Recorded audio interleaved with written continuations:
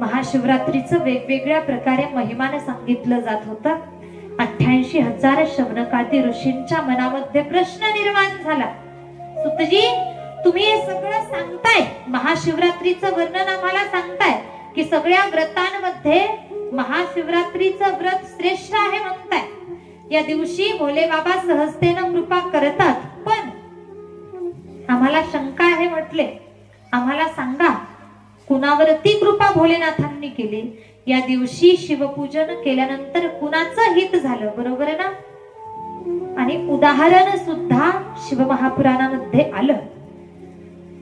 अगदी शिवमहापुराणामध्ये कोटी रुद्र संहितेत 40व्या अध्यायात एक सुंदर कथा आलेली आहे, जी कथा तुमच्यातल्या अनेकांना माहिती आहे.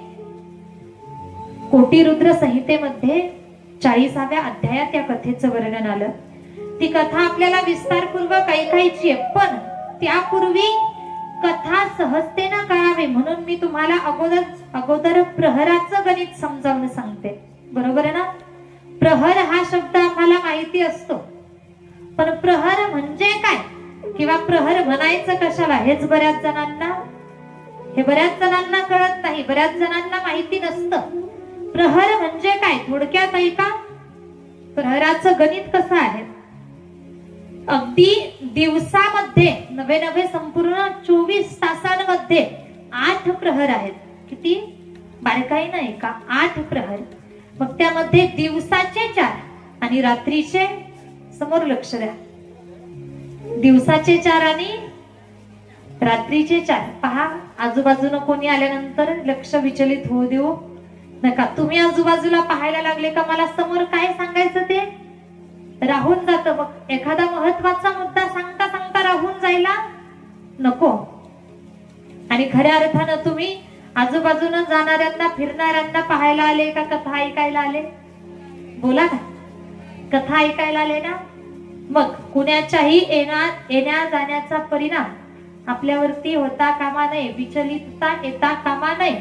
समोर लक्ष द्यायचे, बारकाईनं ऐकायचे. दिवसामध्ये 8 प्रहर आहेत. अगदी दिवसाचे 4 आणि रात्रीचे 4. थोडक्यात म्हणजेच काय तर पहा, सकाळी दिवसाचे 4 प्रहर कोणते? सकाळी सूर्योदयाच्या नंतर. पहा बरं का, सकाळी सूर्योदयाच्या नंतर पुढचे 3 तास दिवसाचा पहिला प्रहर. समजा सकाळी 6 वाजता सूर्य उगवतोय, समजा बरं, मग 6 ते 9 दिवसाचा पहिला प्रहर. त्यानंतर 9 ते 12 दिवसाचा माता वर्ग दुसरा प्रहर. दुपारी 12 ते दुपारचे 3 दिवसाचा तिसरा प्रहर. त्यानंतर दुपारचे 3 ते रात्री सायंकाळचे 6 दिवसाचा झाला चौथा प्रहर. त्यानंतर पहा, सूर्यास्तानंतर, सूर्य अस्त झाल्यानंतर पुढे 3 तास म्हणजे समजा रात्री 6 ते 9 रात्रीचा पहिला प्रहर. रात्री 9 ते रात्रीचे 12 रात्रीचा दुसरा प्रहर. रात्री 12 ते पहाटे 3 रात्रीचा तिसरा प्रहर. पहाटे 3 ते सकाळचे 6 रात्रीचा चौथा प्रहर. प्रहराचं गणित प्रत्येकाच्या लक्षात आलंच असेल. आता खूप सोपं करून सांगितलंय. पहा, हे जे प्रहर आहेत, मग रात्रीचे 4 प्रहर पहा बरं का. रात्रीच्या 4 प्रहरामध्ये भोलेनाथांची पूजा व्हावी. प्रत्येक प्रहरात एकदा पूजा आपल्याकडनं घडली पाहिजे. त्या पूजेचा विधीही विशिष्ट प्रकारे सांगितला गेला, पण तत्पूर्वी आपल्याला कथा ऐकायची आहे. पहा, पूर्वी सत्ययुगामध्ये एक गुरुद्रुह नावाचा भिल्ल एका वनामध्ये राहत होता. काय? गुरुद्रुह ज्याचं नाव आहे, भिल्ल आहे, नवे व्याध म्हणा किंवा पारधी म्हणा, तो भिल्ल आहे, वनात राहतोय. आणि पाहिलं तर तो अगदी दुष्ट आहे, कुकर्म करणारा आहे, मुक्या जनावरांची हत्या करणारा आहे. सुंदर असा श्लोक आला. पुरा कश्चिद् वने भिल्लो नाम्ना ह्यासीत् गुरुद्रुहः कुटुंबी बलवान क्रूर क्रूर कर्म परायणः. काय? पुरा कश्चिद् वने भिल्लो नाम्ना ह्यासीत् गुरुद्रुह. ज्याचं नाव आहे गुरुद्रुह आणि जो भिल्ल आहे. सत्ययुगामध्ये घडलेली ही कथा आहे, घडलेला हा प्रसंग आहे. क्रूरकर्मी जो पशूंना मारतोय, अनेक पशु पक्ष्यांची शिकार करणारा तो भिल्ल.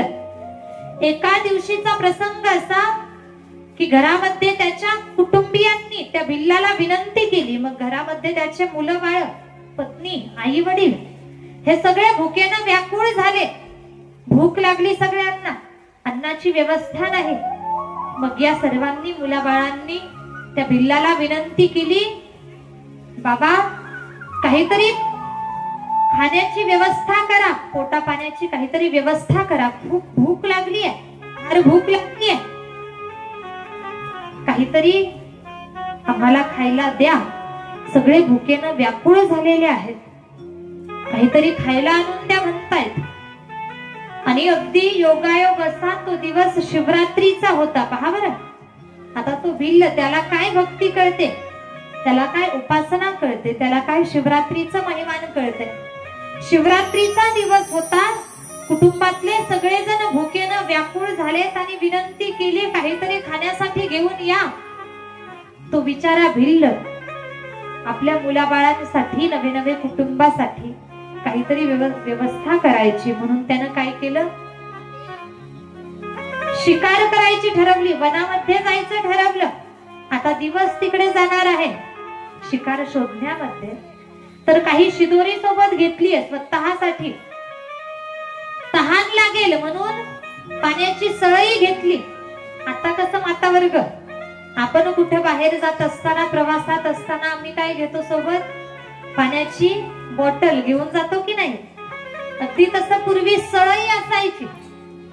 आता तुम्ही म्हणाल सळई, खरं पाहिलं तर ही सळई मी सुद्धा डोळ्यांनी पाहिली नाही, फक्त ऐकली आहे.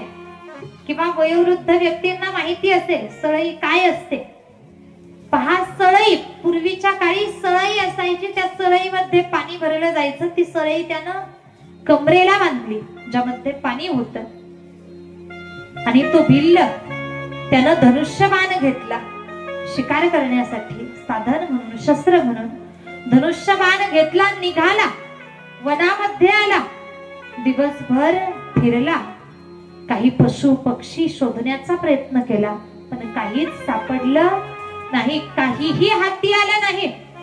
कंटाळला. अरे सूर्यास्त होतोय, अंधार पडायला लागला. पण रिकाम्या हाताने जर असेच घरी गेलो तर घरी आपली छोटी छोटी मुलं बाळा आहेत, कुटुंबातले सगळेजण भुकेनं व्याकुळ झालेले आहेत, मोठ्या आशेनं आपली वाट पाहत असतील. आणि रिकाम्या हाताने कसं जावं, मी जाणारच नाही. जोपर्यंत एखाद्या पशु पक्षाची शिकार होत नाही किंवा शिकार करत नाही तोपर्यंत मी घरी जाणार नाही, काहीतरी घेऊनच घरी जाणार. विचार केला, निश्चय केला त्या भिल्लानं. आणि अगदी पाहता पाहता रात्रीच्या पहिल्या प्रहराला सुरुवात झाली. पहा बरं का, अंधार पडलाय, सर्वत्र अंधकार आहे. आता या अंधाऱ्या रात्रीमध्ये कुठे फिरत बसावं. मग यानं ठरवलं, हा जो एक समोर सरोवर होता, त्या सरोवरामध्ये पाणी आहे. या भिल्लाला वाटलं या सरोवरामध्ये पाणी आहे आणि रात्रीच्या वेळेला कोणीतरी पशु पक्षी वन्यजीव पाणी पिण्यासाठी या ठिकाणी निश्चित येईल. त्या सरोवराच्या काठावरती मोठमोठे वृक्ष होते आणि त्यामध्येच एक बेलाचं वृक्ष, बेलाचं झाड होतं. या भिल्लाला माहिती नाही, कळतही नाही त्या बेलाच्या झाडाचं, बेलाच्या वृक्षाचं काय महिमान आहे. मोठं झाड दिसतंय ना, मग यानं ठरवलं आपण या झाडावरती चढू. सरोवरावरती एखादा पशु पक्षी काहीतरी पाणी पिण्यासाठी येईल, मग आपण त्याची शिकार करू आणि घरी जाऊ. त्या झाडावरती, बेलाच्या वृक्षावरती तो भिल्ल चढला, एका फांदीवरती जाऊन बसला रात्रीचा पहिला प्रहर चालू होता आणि त्या रात्रीच्या पहिल्या प्रहरामध्ये एक हरिणी येताना पाहिली. सरोवरावरती पाणी पिण्यासाठी ती हरिणी येत होती. ती हरिणी येताना पाहिली. या भिल्लानं आनंद झाला. दिवसभर काही हाती सापडलं नाही. आता ही हरिणी आली आहे ना, हिची शिकार आपण करू. मोठा आनंदात आहे, प्रसन्न आहे. यानं काय केलं, आपल्या हातामध्ये धनुष्यबाण, जो धनुष्य होता त्या धनुष्यावरती बाण ठेवला. नवे नवे प्रत्यंचा चढवली. नेम धरत होता. समोर काही बेलाची पानं आडवी येत होती. नेम धरण्यासाठी आडवी येणारी पानं ती त्यानं तोडली, खाली टाकली. आणि सुदैव असं की त्याच बेलाच्या वृक्षाखाली शिवपिंड होते. भगवान भोले बाबांची शिवपिंड त्या ठिकाणी आहे. याला माहिती नाही. पानं तोडली किंवा त्या गोंधळामध्ये काहीतरी अस्ताव्यस्त करता करता त्या गोंधळामध्ये पानं तुटून खाली पडली. ती बेलपत्र शिवपिंडीवरती पडली. भोले बाबांना नकळत बेलपत्र अर्पण केल्या गेले. बरं, एवढंच नाही, धनुष्य हातात आहे, प्रत्यंचा चढवलेली आहे आणि अगदी तो खाली जरासा वाकला गेला. वाकला तर कमरेला जी पाण्याची सळई होती त्या सळईतनं जल सुद्धा शिवपिंडीवरती पडलं. जलधारा ही अर्पण झाली. पहिल्या प्रहरामध्ये पहिली पूजा, भोलेनाथांची पहिली पूजा, महाशिवरात्रीच्या दिवशी रात्री ती पहिली पूजा संपन्न झाली. सुंदर असा श्लोक येतो. यामस्य प्रथमस्यैव पूजा जाता शिवस्य च तन्महिम्ना हि तस्यैव पातकं गलितं तदा. काय? यामस्य प्रथमस्यैव पूजा जाता शिवस्य च तन्महिम्ना हि तस्यैव पातकं गलितं तदा. आणि त्या पर्वदिनी महाशिवरात्रीच्या दिवशी नकळत पहिल्या प्रहरात पूजा संपन्न झाल्या कारणानं त्याचं काही पातक, त्याचं जे काही पाप होतं ते काही प्रमाणात पाप नष्ट झालं. पहा बरं का, शिव महापुराणातील हा सुंदर श्लोक आहे ज्यातून सांगितलं गेलंय पहिली पूजा संपन्न झाली न पाप काही प्रमाणात नष्ट झालं. त्यानंतर पुढे पहा, ती हरिणी जी खाली पाणी पिण्यासाठी, सरोवरावरती पाणी पिण्यासाठी आलेली आहे, त्या हरिणीचं नकळत अगदी तिच्या कानावरती ते सगळं काही कुजबूज, तो आवाज, ती कुजबूज कानावरती पडली आणि लक्ष गेलं त्या बेलाच्या झाडावरती. वरच्या दिशेनं पाहिलं, दिसलं, अरे कोणीतरी भिल्ल आहे, आपली शिकार करण्याच्या तयारीत आहे. आता हा आपली शिकार करणार, याला थांबवलं पाहिजे, अडवलं पाहिजे.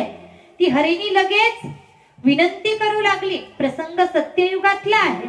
ती हरिणी विनंती करते, बोलते, व्यादादा ऐका, म्हटली माझी शिकार करू नका, मी 2 जीवांची आहे म्हटली, मी गर्भवती आहे, मी एक काम करते, मी माझ्या घरी जाते, माझ्या पाडसांना जन्म देते, पिल्लांना जन्म देते आणि पुन्हा परत तुमच्याकडे येते, मग तुम्ही माझी शिकार करा. आता तुम्ही मला काही करू नका, मी जाऊन पिल्लांना जन्म देऊन पुन्हा परत तुमच्याकडे येते. या पिल्लाला, या व्याधाला तिच्या बोलण्यावरती विश्वास बसत नाहीये. दिवसभर कंटाळलेला हा भिल्ल म्हटला, मी तुला जाऊ देणार नाही, मी तुला सोडणार नाही. पण ती हरिणी अगदी व्याकुळतेनं विनंती करत होती, जाऊ द्या मला, माझ्यासाठी नाही, माझ्या लेकरांसाठी, मी 2 जीवांची आहे, मी आई होणार आहे, जाऊ द्या मला. आणि पहा, या भिल्लाचं अंतकरण द्रवलं, दया आली. या भिल्लानं सांगितलं, मी तुला जाऊ देतो. ती हरिणी बोलत होती, त्या व्याधाला, त्या भिल्लाला सांगत होती, दादा माझ्या बोलण्यावरती विश्वास ठेवा, जर मी पुन्हा परत आले नाही तर अगदी जनावरांचा चारा जाळल्याचं पाप मला लागेल, त्या पापाची भागीदारी मी होईल. आणि या व्याधानं दया निर्माण झाल्या कारणानं, अंतकरण द्रवल्या कारणानं त्या हरिणीला जाऊ दिलं. हरिणी गेलीये. पहिला प्रहर संपला, दुसऱ्या प्रहराला सुरुवात झाली. आता दुसऱ्या प्रहरामध्ये हा व्याध वाट पाहतोय, अगोदरची हरिणी येईल. ती जर आली नाही तर दुसरं काहीतरी पशु पक्षी येईल, वाट पाहतोय. आणि तेवढ्यात अचानकपणे या व्याधानं पाहिलं, अजून एक हरिणी येताना दिसली. पुन्हा आनंद झाला. अरे, पहिली हरिणी आली नाही मग काय झालं, आता ही जी हरिणी आली आहे ना, हिची शिकार आपण करू. पहा बरं, हिची शिकार आपण करू म्हटला.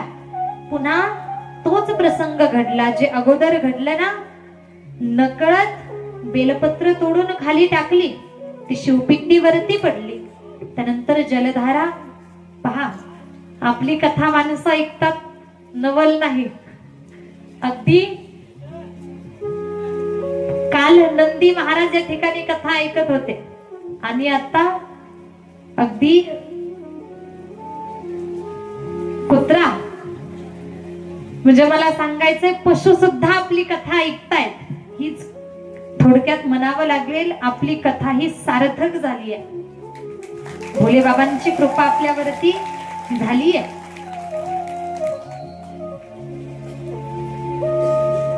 दुसऱ्या प्रहरामध्ये दुसरी हरिणी आली. पुन्हा घडतंय, बेलपत्र तोडून तो भिल्ल खाली टाकले जात आहेत. शिवपिंडीवरती ते बेलपत्र पडली. खाली वाकला तर कमरेला पाण्याची सळई होती, त्यातून जल सुद्धा शिवपिंडीवरती अर्पण झालं. दुसऱ्या प्रहरातली दुसरी पूजा संपन्न झाली. आणि तेवढ्यात ती कुजबुज, तो आवाज त्या दुसऱ्या हरिणीच्या कानावरती गेला. पुन्हा घडतंय तेच. त्या हरिणीनं विनंती केली, व्याधदादा ऐका, माझी शिकार करू नका, मला मारू नका. आताची हरिणी म्हणतीये, व्याधदादा मला घरी जाऊ द्या, माझी 2 पाडसं घरी आहेत, मी त्यांना दूध पाजते. पहा बरं का, मी माझ्या पाडसांना दूध पाजते मग तुमच्याकडे येते.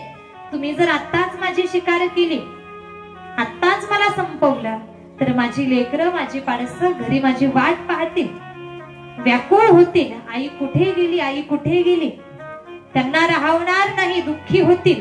मी जाते, त्यांना दूध पाजते, त्यांचा निरोप घेऊन येते. आणि पहा, अगदी आई घरात नसल्यानंतर लेकराची अवस्था किती भयानक होते. एक प्रश्न, छोटासा प्रश्न तुम्हाला विचारते माता वर्ग. अगदी समजा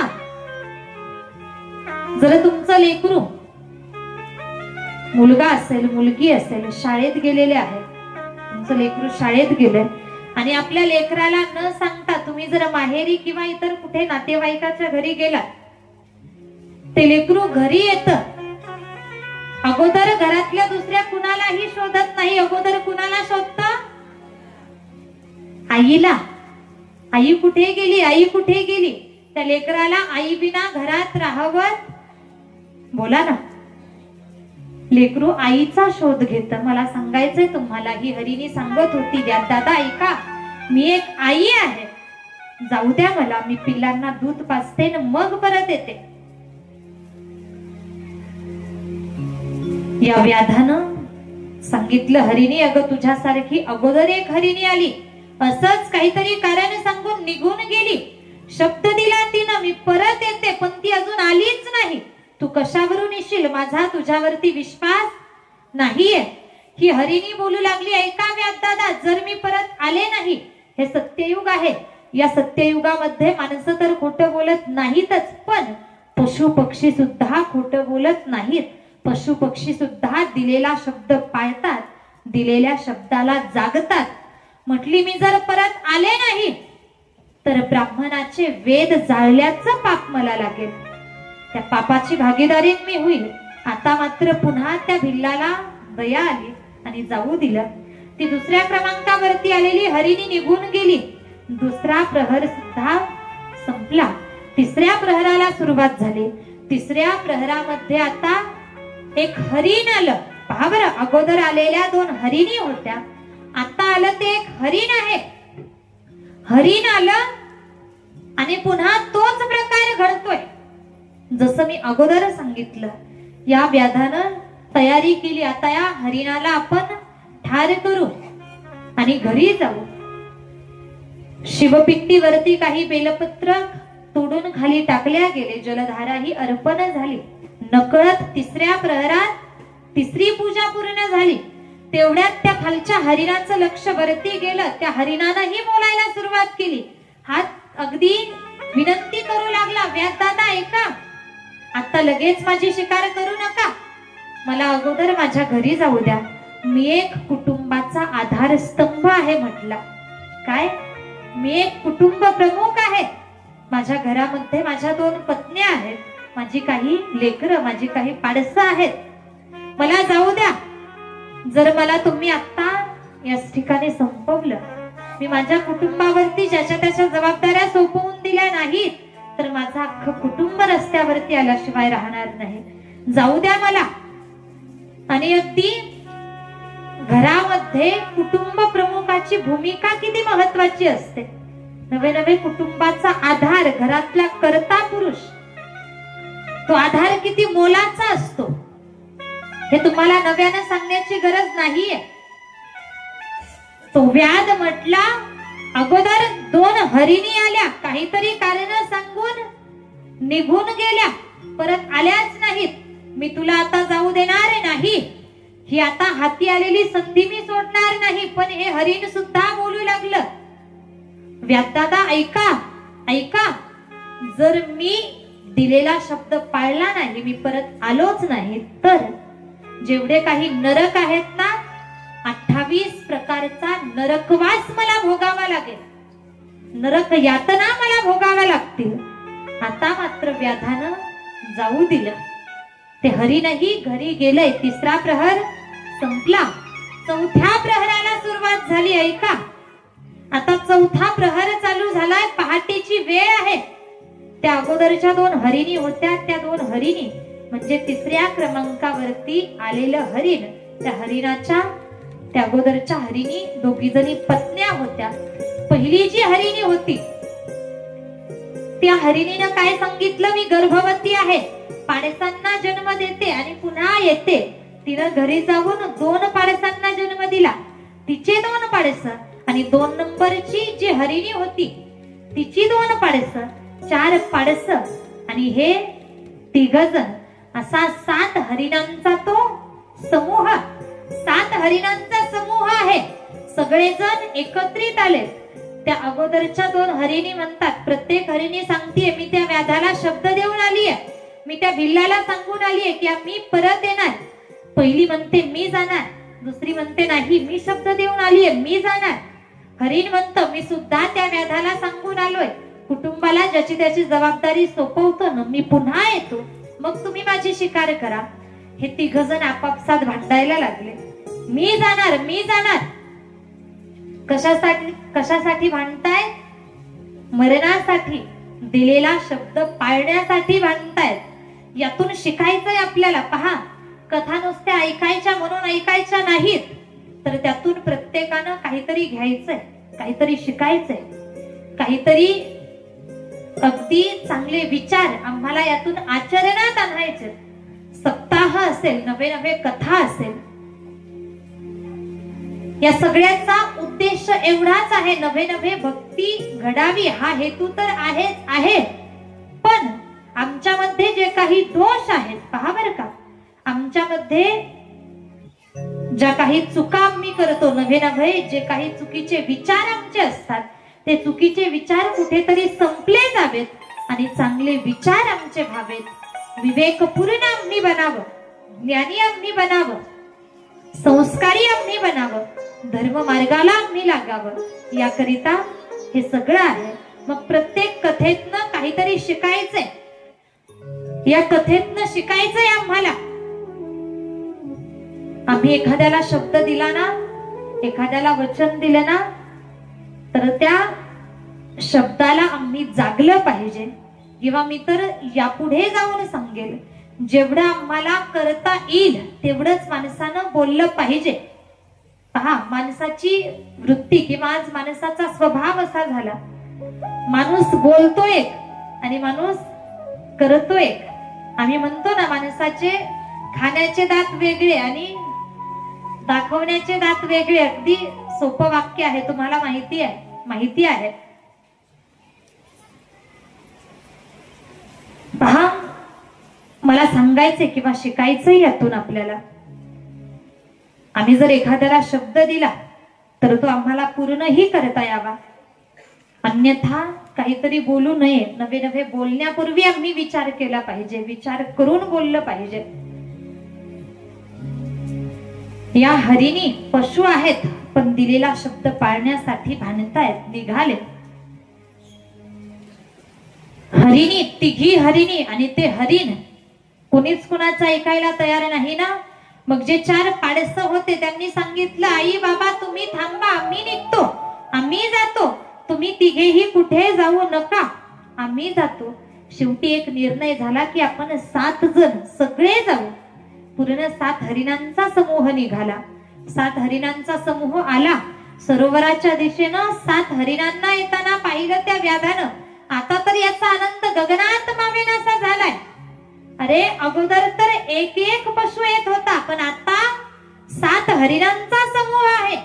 या 7 पैकी एक तरी आपल्या हाती सापडेल. पुन्हा अगदी घडावं हा तयारी करायला लागतोय. आणि तेवढ्यात त्या 7 हरिणांनी समोर आल्यानंतर बोलायला सुरुवात केली. पुन्हा ते भांडतायत. हरिणी म्हणतात, व्याधदादा आमची शिकार करा. आणि पहा, एका स्त्रीची इच्छा असते की भरल्या कपाळानिशी मरण यावं. बरोबर आहे ना? भरल्या कुंकवानं मरण यावं ही स्त्रीची इच्छा असते. सौभाग्यवती स्त्रीची इच्छा की पतीच्या अगोदर मला मरण यावं. याला कुठेतरी इच्छा मरण म्हटलं जातं सौभाग्यवती स्त्रीच्या बाबतीत. या हरिणी म्हणतात, व्याधदादा ऐका, आमच्या पतीला काही करू नका, अगोदर आम्हाला मरण यावं ही आमची इच्छा आहे. ते हरिण म्हणतं, नाही, माझ्या कुटुंबाला काही करू नका, तुम्ही माझी शिकार करा. ते छोटे पाडस म्हणतात, नाही, आमच्या माता पित्यांना काही करू नका, तुम्ही आमची शिकार करा. हे मरणासाठी भांडतात. त्या व्याधाचं अंतकरण पुन्हा द्रवलं. अरे पशु असून हे एकमेकांचा विचार करतायत, मरणाची तयारी यांची आहे, मग मी माणूस असून यांच्यावरती दया का दाखवू नये. आणि या व्याधाने सांगितलं, तुम्ही आले तसे सगळे परत जा, मी कोणाचीही शिकार करणार नाही, तुम्ही सर्वजण परत जा. आणि तो व्याध आता मात्र झाडावरनं खाली उतरायला लागला. आणि त्या झाडावरनं खाली येत असताना फांदीत त्याचा पाय अडकला. तो उलटा झाला, डोकं खाली आणि पाय वरती झाले. अगदी सुदैव असं की डोकं खाली झाल्यानंतर त्याचं मस्तक, त्याचं डोकं अलगदपणे शिवपिंडीवरती टेकवल्या गेलं. उलटा झाला. आणि हे सगळं घडत असताना काही बेलपत्र सुद्धा तुटून शिवपिंडीवरती पडली. जलधारा सुद्धा शिवपिंडीवरती अर्पण झाली. एवढंच नाही तर 4थ्या प्रहरात मस्तक शिवपिंडीवरती टेकवल्या गेलं. म्हणजे भोले बाबांना वाटलं, या भक्तानं 4 प्रहर माझी पूजा केली. एवढंच नाही, शेवटी 4थ्या प्रहरामध्ये या भक्तानं त्याचा देहच मला अर्पण केला. भगवान भोलेनाथ प्रसन्न झाले आणि त्या ठिकाणी प्रगट होतात. बोला उमापती महादेव की जय. हर हर हर हर. भगवान भोलेनाथ प्रगट झाले. भगवान भोलेनाथ त्या व्याधाला सांगतायत, भक्ता, अरे माग, तुला काय मागायचं, तुझ्या या पूजेवरती मी प्रसन्न आहे. आज शिवरात्रीच्या दिवशी तू माझी पूजा केलीयस, तुला काय हवं, काय पाहिजे बोल, सांग, पाहिजे ते द्यायला मी तयार आहे.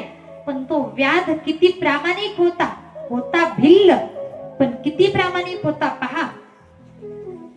त्या व्याधानं, त्या भिल्लानं सांगितलं, प्रभू ऐका, मी एक शिकार करणारा, खरं पाहिलं तर मी दुष्ट आहे, शिकार करणारा आहे, एक शिकारी आहे. माझ्यासारख्या दुष्टाला, नवे माझ्यासारख्या शिकाऱ्याला तुमचं दर्शन होतं, हीच खूप मोठी गोष्ट आहे. तुमचं दर्शन मला झालं ना, हे कुणामुळे, तर हे जे 7 हरिण दिसतायत ना, यांच्यामुळे. जे काही द्यायचंय ना तर ते या हरिणांनाच द्या, मला काही नको. भगवान भोलेनाथांनी या व्याधाचा प्रामाणिकपणा पाहिला, त्याच्या इमानदारीवरती प्रसन्न होते. त्याच्या सांगण्यानुसार, विनंतीनुसार त्या हरिणांना आशीर्वाद देतायत. काय? तुम्ही 7 हरिण सप्त ऋषी बनून तारामंडलामध्ये स्थित व्हाल. काय? तुम्ही सप्त ऋषी बना. आणि आता यानंतर व्याधाला भोले बाबा आशीर्वाद देतात. व्याध, भक्ता व्याधा ऐक. अगदी 1 नाही 2 नाही तर 3 आशीर्वाद व्याधाला प्राप्त झाले. पहिला आशीर्वाद, तू मला उलट बेलपत्र अर्पण केलंस. काय? उलट बेलपत्र वाहिलंस, म्हणून आजपासून पुढे मी उलट्या बेलपत्राचा स्वीकार करणार. आणि पहा, भोले बाबांना मी शिवपिंडीवरती बेलपत्र कसं अर्पण करतो? उलट बेलपत्र वाहिल्या जातं. का वाहिल्या जातं याचं कारण या ठिकाणी ऐकायला मिळतंय. तू मला उलट बेलपत्र अर्पण केलंस, म्हणून मी आजपासून पुढे उलट्या बेलपत्राचा स्वीकार करणार. दुसरा आशीर्वाद देतायत, त्रेतायुगामध्ये तू प्रभू रामचंद्रांचा अगदी जिवलग सखा बनशील. आणि तुम्ही जर रामायण कथा ऐकली असेल, नव्हे नव्हे रामायण ग्रंथ वाचला असेल, तर रामायणामध्ये केवटजींचं चरित्र आलेलं आहे.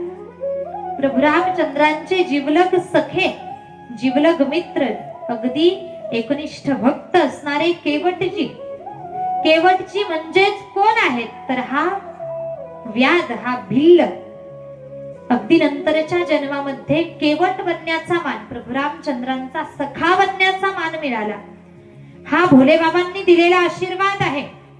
ही घटना, हा प्रसंग सत्ययुगातला. आणि आशीर्वाद दिला, पुढच्या युगामध्ये, त्रेतायुगामध्ये तुम्ही प्रभू रामचंद्रांचे जिवलग सखे बनाल. त्यानंतर तिसरा आशीर्वाद देतायत, ज्या ठिकाणी भक्ता तू माझी पूजा केलीयस, शिवरात्रीच्या दिवशी नकळत तुझ्याकडनं माझी पूजा घडलीय, हे ठिकाण याला तीर्थक्षेत्राचा दर्जा प्राप्त होईल. नव्हे नव्हे अगदी या क्षेत्राचं महत्व अनन्यसाधारण महत्व या क्षेत्राला प्राप्त होईल. नव्हे नव्हे या तीर्थक्षेत्राला तुझं नाव प्राप्त होईल. आणि पहा, शिव महापुराणामध्ये अगदी पूर्वीच्या नावाचा उल्लेख येतो. पहा बरं का, पुरातन नाव सुंदर श्लोकाच्या माध्यमातून वर्णन आलेलं आहे. ते ठिकाण कोणतं? व्याधेश्वर शिवो जात पर्वते ह्यर्बुदाचले, दर्शनात पूजनात सद्यो भुक्ती मुक्ती प्रदायकः. काय? व्याधेश्वर शिवो जात पर्वते ह्यर्बुदाचले. पूर्वी पहा, शिव महापुराणामध्ये असं नाव आला किंवा असा उल्लेख आला, अंबुरदाचल पर्वतावरती व्याधेश्वर नावानं हे क्षेत्र, त्या ठिकाणी हे तीर्थक्षेत्र आहे व्याधेश्वर. नव्हे नव्हे आज या घडीला जर आम्ही हे क्षेत्र कुठे आहे थोडासा बारकाईनं विचार केला तर अरुणाचल प्रदेश राज्यामध्ये व्याघ्रेश्वर हे देवस्थान सांगितलं जातं. पहा, सर्वांना अगदी आशीर्वाद भगवान भोलेनाथ देतायत. आणि त्यानंतर भगवान भोले बाबा अदृश्य होऊन जातात. पुढे हे सगळे भक्त, ते 7 हरिण, नवे नवे हा भिल्ल, अगदी नाचून डोलून भगवान भोलेनाथांचं भजन करतात, मोठमोठ्यानं गातात, नाचतात. आणि आम्हालाही तो आनंद घ्यायचा आहे. पहा, आणि माझी विनंती असेल, आता या भजनामध्ये प्रत्येकानं सुंदर नाचून भजन करायचंय. प्रयत्न करा की आम्हाला नाचून भजन करता यावं. हा आनंद वारंवार नाही. पहा बरं का, आता उरले आपले अगदी 4 दिवस. आज उद्या नवे नवे पुढच्या 2-3 दिवसामध्ये आपण आनंद घेऊ शकतो. नंतर कथा संपल्यानंतर माता वर्ग, एखाद्याला वाटलं आपल्याला तो आनंद घ्यायचा आहे तुम्ही जर इथं येऊन पुन्हा नाचायला डोलायला लागले तर बाकीचे तुम्हाला वेड म्हणतील, बरोबर आहे ना? म्हणून आता चान्स आहे ना, तर या संधीचं सोनं करून घ्या, सुंदर भजन होईल. तेरा पल पल बीता जाए हंसे जपले नमः शिवाय, तेरा पल पल बीता जाए हंसे जपले नमः शिवाय, तेरा पल पल बीता जाए हंसे जपले नमः शिवाय, तेरा पल पल